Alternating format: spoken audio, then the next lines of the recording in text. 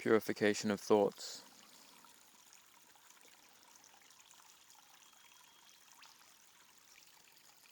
A thought of a sight that flashes in the mind is already a hit of free dopamine.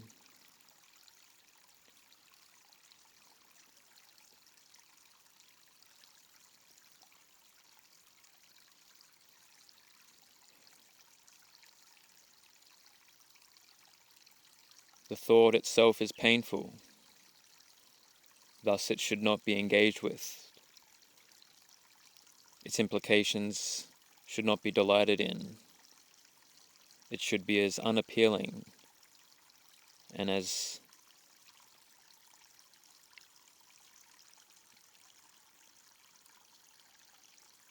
undesirable as a thought of feces.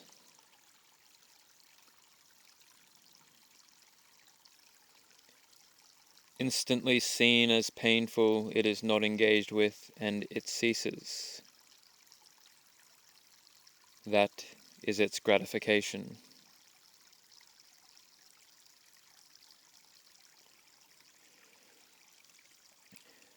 You think you escape the pain through action and gain pleasure in the direction of sense objects.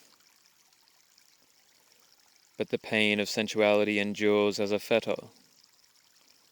What is first stays first.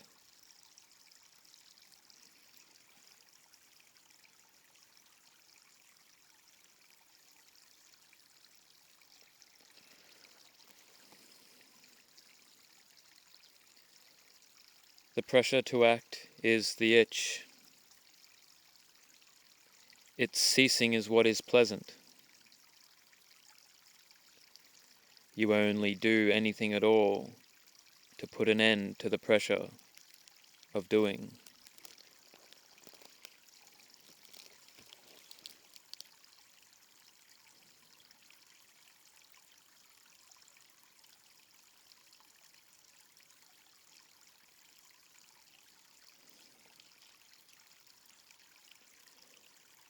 Sensual pleasure is always fleeting in its nature, because it is always just the cessation of desire.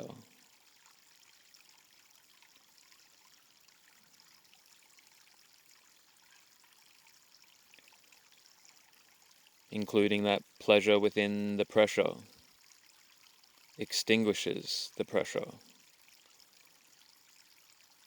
from expanding outwardly.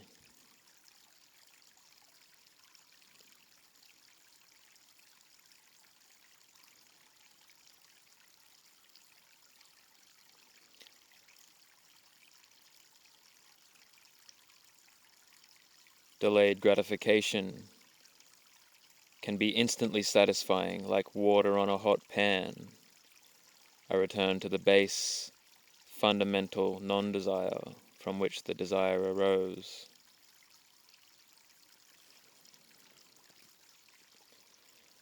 Completely self-contained, a thought satisfies itself without having to do anything.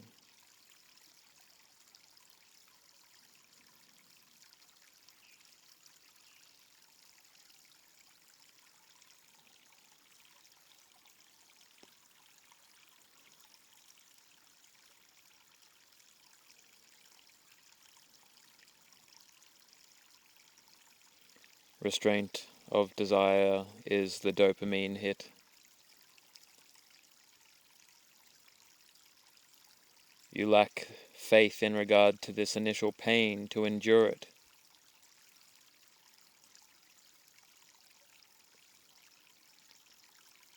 If these painful thoughts touch you, it's their cessation which is peaceful.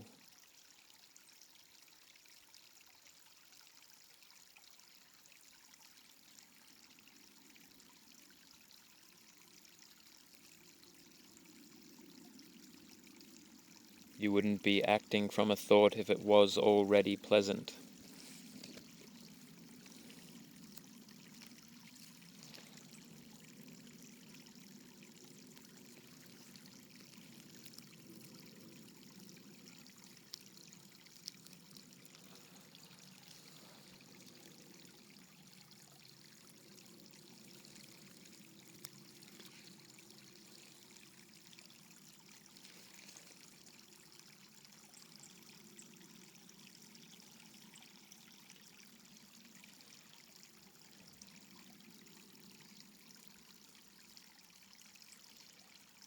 Sensuality starts with imagination, a remembrance of hearing, seeing, feeling, smelling, touching.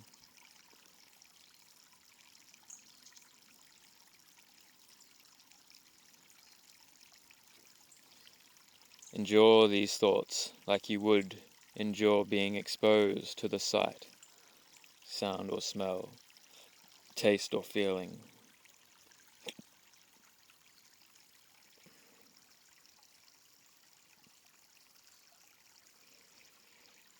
A thought of sensuality is a thought.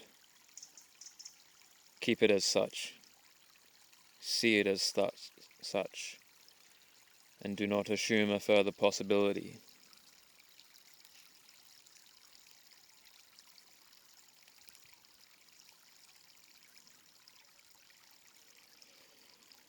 Just 6 bhikkhus are the bases of contact, where one unrestrained meets with suffering.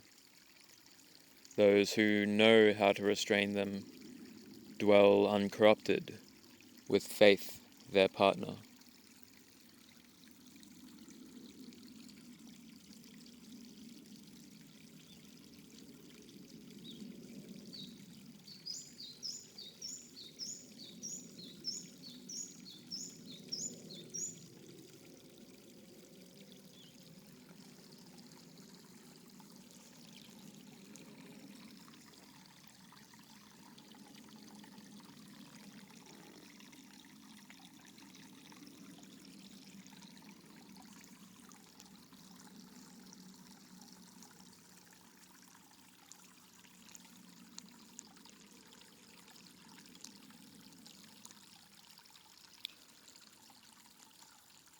Ananda, if there were no action ripening in the sensuality property, would sensuality becoming be discerned? No, Lord. Thus karma is the field, consciousness the seed, and craving the moisture. The intention of living beings becomes established to a lower property.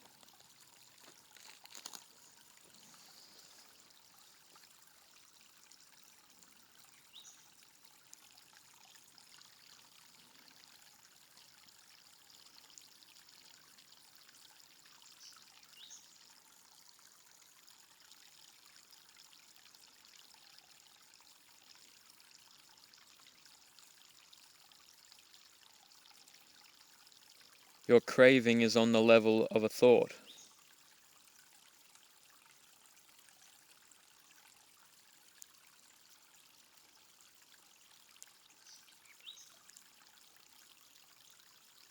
Why would you crave for something that's already there?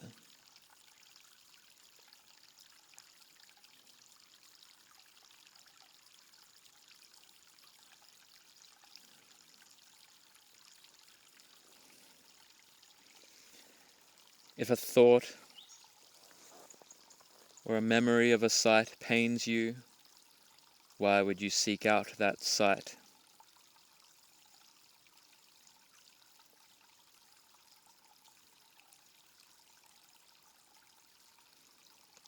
The gratification is within that thought being relieved, not the secondary sight experience.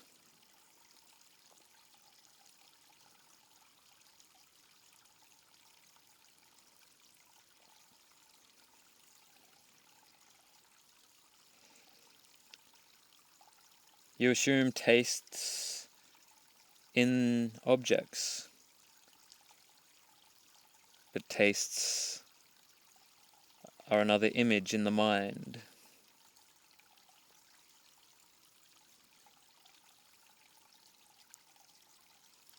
Perceptions and imagination are just both mental images on the level of memory. All you can access is images within images, mind within the mind, within the mind.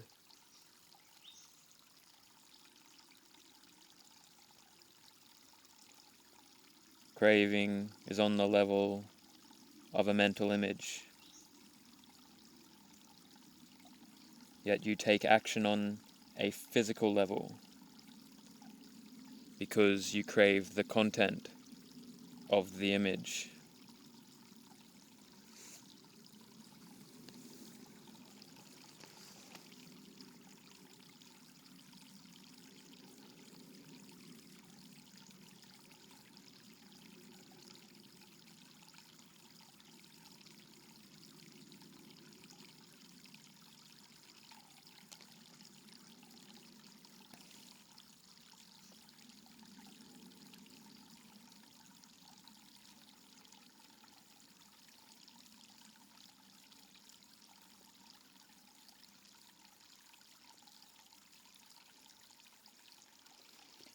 You do not have to look, taste, touch if you have the thought memory.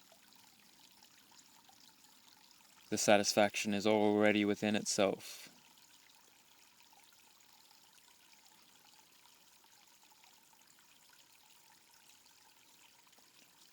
Relief from delighting in the prospect.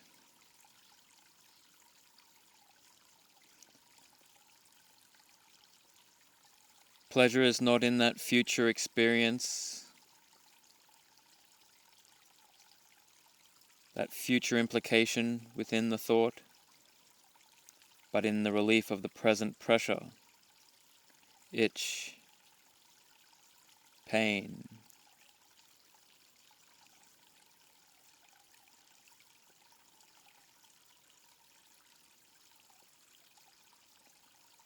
A thought of future pleasure causes present pain. The same pain is what would endure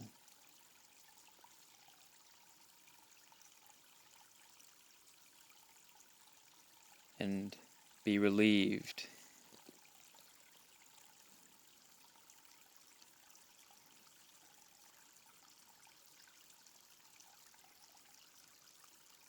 It's this same pain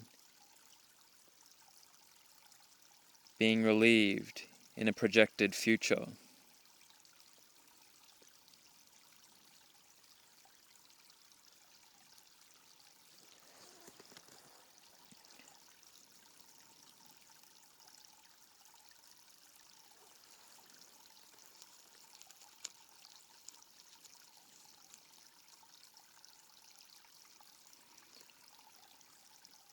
You wouldn't act towards manifesting a thought into a reality if the thought was already pleasant.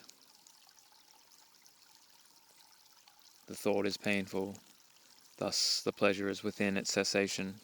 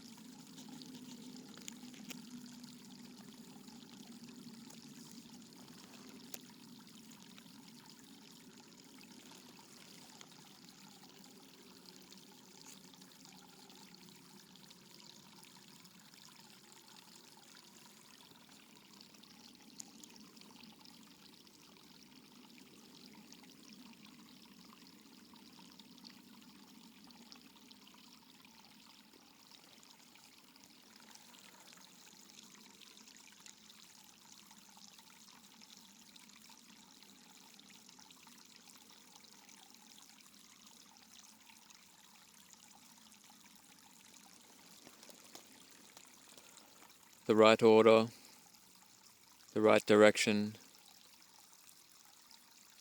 is that pleasure is in the cessation, not in any direction of action or sense objects. If it's pain first, then it's pain enduring.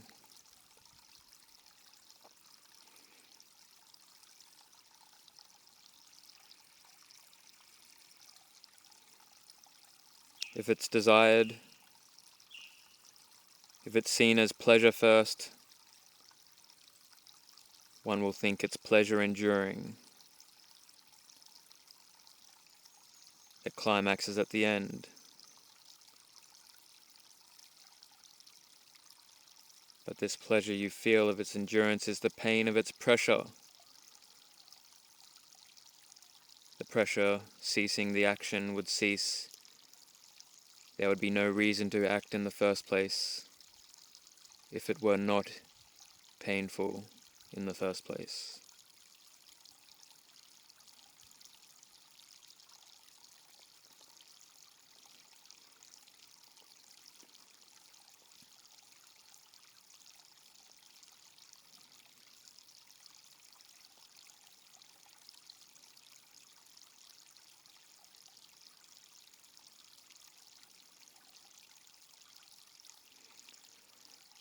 Pleasure is never over there in space or time.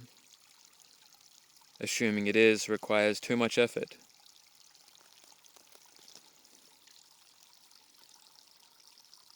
What use is digging a well when there is water everywhere?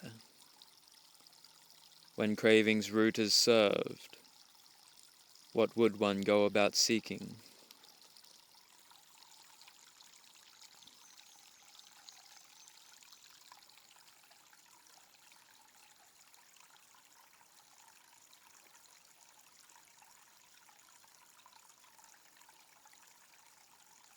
In pleasure some their glutton souls would steep, but found their line too short, the well too deep,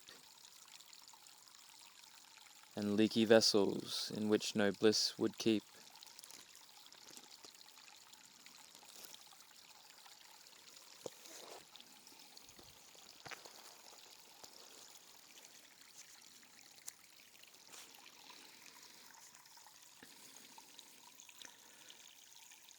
Nothing can satisfy.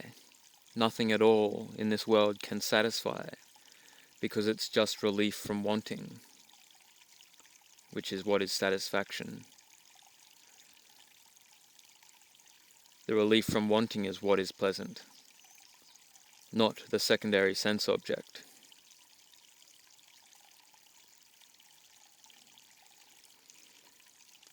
The pleasure and the relief is not in an external sense object.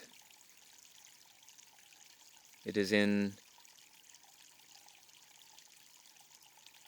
the neutral feeling.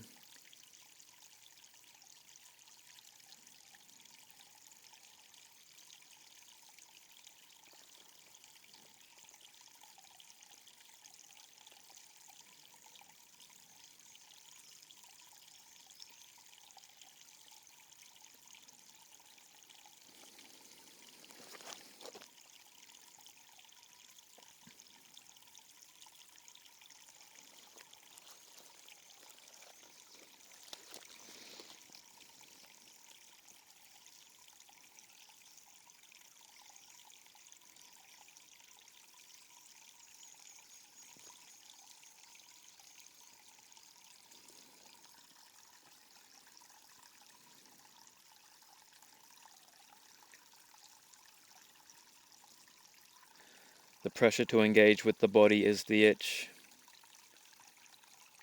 Corresponding sense-based action is scratching.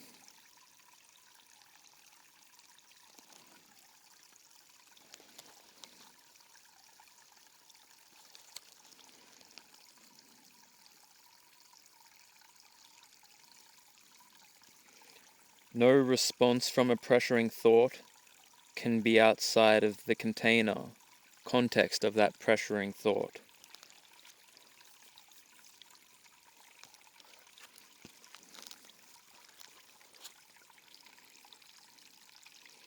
Thus acting out of pain is falling, and sitting with the pain is falling upward.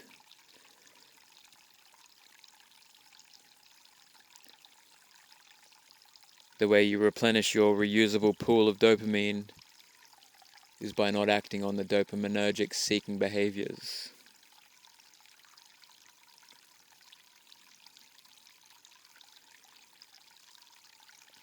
Acting out of pain is spilling.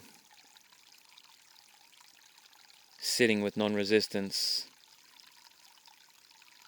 is filling up the pool of dopamine.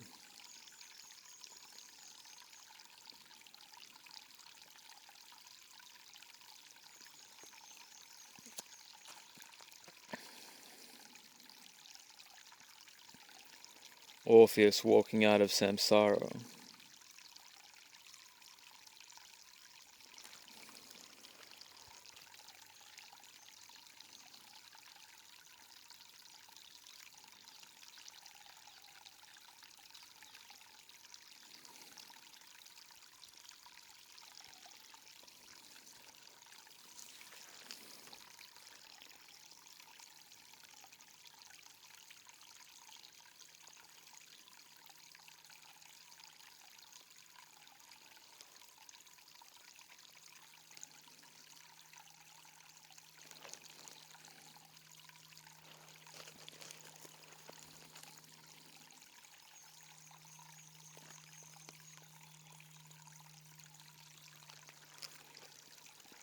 The danger is the desire to fall, which requires pain first, wherein the only pleasure is the relief from the initial pain required for engagement.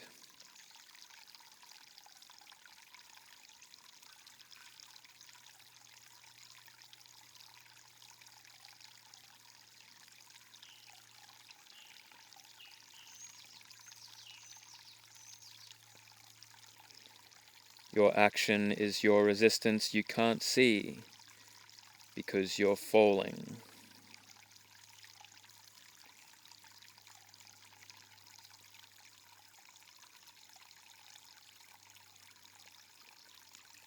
Pressure to act, not for me.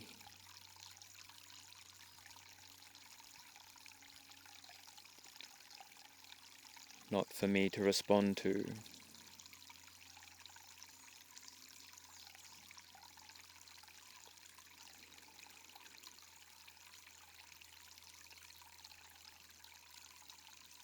Become lucid of your breathing. Be lucid in this dream of life.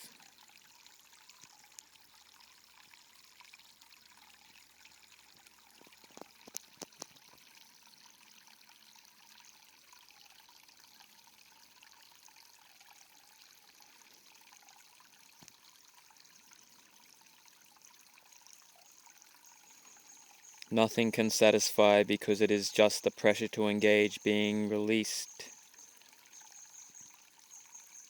The need to do.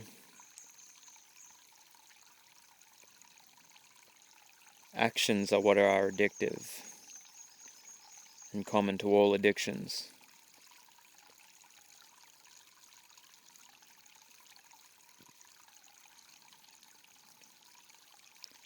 The awakening factors are the measure of your satisfaction saturation.